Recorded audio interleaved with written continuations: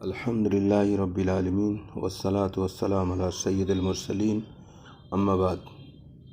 حضرات، اگر کوئی ہم سے یہ پوچھے کہ آج کی دنیا کا سب سے بڑا عجوبہ کیا ہے تو میرا جواب یہ ہوگا کہ جس راہ پر کامیابی ہمیں ماضی میں مل چکی ہے اسے چھوڑ کر دوسری راہوں میں کامیابی تلاش کرنا۔ دوسرے الفاظ میں یوں کہہ لیجئے کہ اللہ جس راستے میں ہمیں کامیابی دینا چاہتا ہے عملاً ہم اس راستے سے کامیابی لینا نہیں چاہتے۔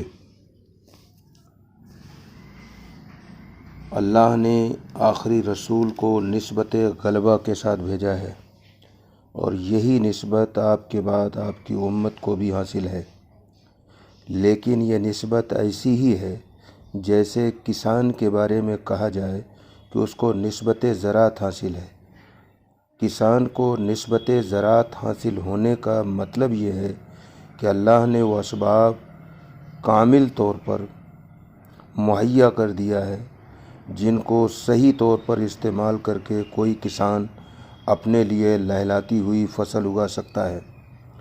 ٹھیک اسی طرح آخری پیغمبر اور آپ کی امت کے لیے نسبت غلبہ کا مطلب یہ ہے کہ آپ کے لیے اللہ نے وہ تمام حالات پیدا کر دیے ہیں جو حق کے غلبے کے لیے اس عالم اسباب میں مطلوب ہے۔ جب بھی ان کو استعمال کیا جائے گا اس کا نتیجہ کامیابی کی شکل میں ظاہر ہوگا۔ جیسے کسان گیہوں بوئے گا تو گیہوں ہی اگے گا۔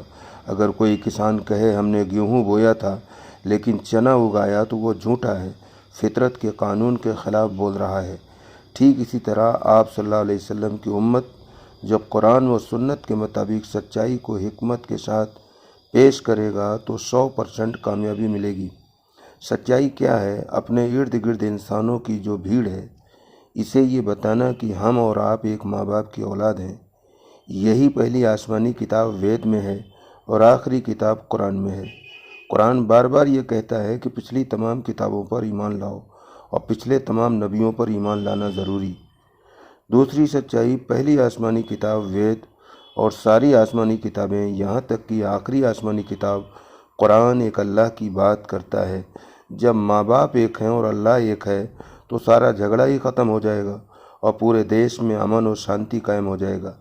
اس کی تائید میں ایک حدیث کا مفہوم یہ ہے، فرمایا جس طریقے پر ابتدا میں امت کی اصلاح ہوئی آخری دور میں بھی اسی طریقے پر اصلاح ہوگی۔ یہ اللہ کا فیصلہ ہے۔ آج بھی بھلائی کو غالب فکر بنایا جا سکتا ہے لیکن اس کے لیے ایسی سنجیدہ جدوجہد درکار ہے جو رد عمل یعنی ریئیکشن کی نفسیات سے پاک ہو، مثبت یعنی پازیٹیو عمل کرنا جانتے ہوں، جو ربانی حکمت کی رہنمائی میں اٹھے ہوں، نہ کہ انسانی کج فہمیوں کی بنیاد پر، جس کا محرک امن قائم کرنا ہو، نہ کہ قومی فخر اور مادی عظمت کا جھنڈا لہرانا۔ ایسے ہی لوگوں نے پہلے بھی دنیا میں امن قائم کیا تھا اور ایسے ہی لوگ آج بھی دنیا میں امن و شانتی قائم کریں گے۔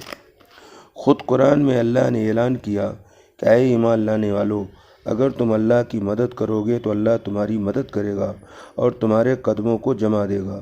سورہ محمد آیت نمبر 7 ہے۔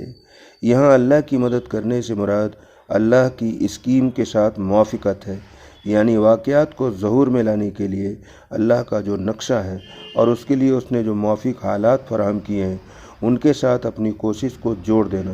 جو لوگ اس طرح اللہ کی نصرت کریں ان کو جماؤ حاصل ہوگا۔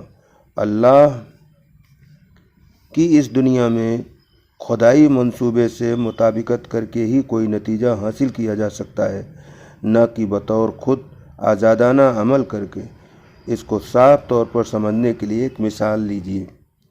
اللہ نے کروڑوں سال کے عمل سے زمین کے اوپر زرخیز مٹی کی تہ بچھایا جس کے اوپر کوئی درخت اگے، سورج کے ذریعے اوپر سے ضروری حرارت بھیجا، آفاقی اہتمام کے تحت پانی مہیا کیا، موسموں کی تبدیلی کے ذریعے اس کی پرورش کا انتظام کیا، خربہ خرب کی تعداد میں بیکٹیریا پیدا کیا جو درخت کی جڑوں کو نائٹروجن کی غذا فراہم کرتے ہیں۔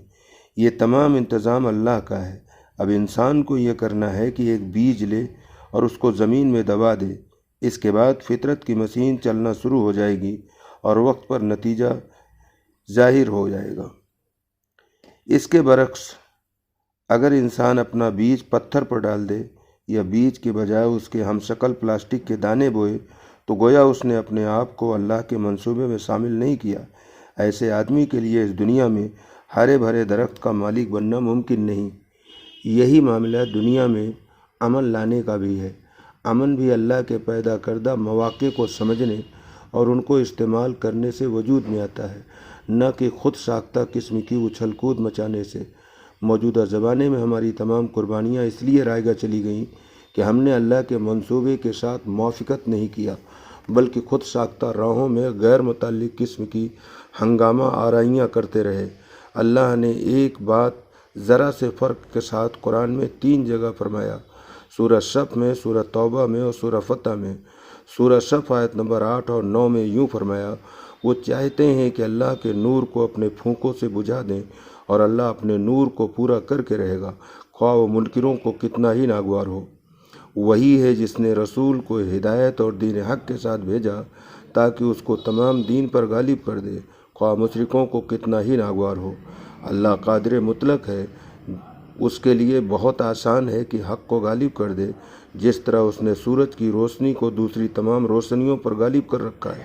لیکن یہ دنیا امتحان کی دنیا ہے، یہاں اللہ اپنے مطلوبہ واقعات کو اسباب کی شکل میں ظاہر کرتا ہے، نہ کہ معجزات کی شکل میں۔ خلاصہ یہ ہے کہ محنت شرط ہے، اس کے بعد رب کی نصرت یقینی ہے۔ سورہ یونس آیت نمبر 99 میں فرمایا، اگر تمہارا رب چاہتا تو زمین کے اوپر جتنے لوگ ہیں سب کے سب ایمان لے آتے، تو کیا تم لوگوں پر زبردستی کرنا چاہتے ہو کہ وہ ایمان والے ہو جائیں؟ خلاصہ کلام یہ ہے کہ جو جس لائن کی محنت کرے گا، اصول و ضابطے کی رعایت کرتے ہوئے اس میں کامیابی یقینی طور پر ملے گی۔ ہمیں سمجھنا اور غور کرنا ہے کہ ہمیں کیا کرنا چاہیے اور کیا کر رہے ہیں۔ وما علینا الا البلاغ۔